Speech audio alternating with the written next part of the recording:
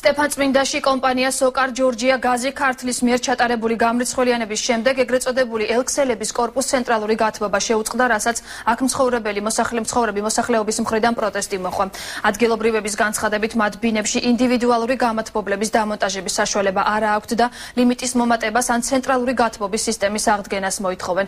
სოკარ ჯორჯია გაზის დირექტორი ამბობს, რომ ცენტრალური გათბობა კომერციული თვალსაზრისით მათ ინტერესებში შედის, მაგრამ ამის უფლებას მათ ბიუჯეტის კანონი არ აძლევს. მოსახლეობა კი ოქტომბრის დასაწყისში უკვე გაფრთხილებული იყო.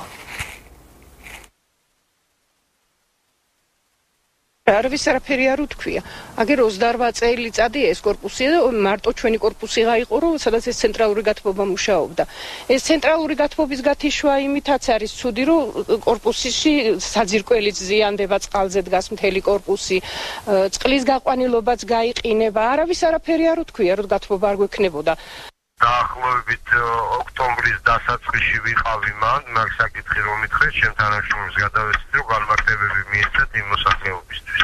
ინდივიდუალური გათბობის საშუალებები უნდა შეიძინონ და ის იქიდან მოიხმარენ, ეს ვინც რაც დახარჯებს, იმას გადაიხადოს. ან ბიუჯეტი გადაუხდის, თუ შვიდას კურს არ გადაწდება ამ თვლის განმავლობაში.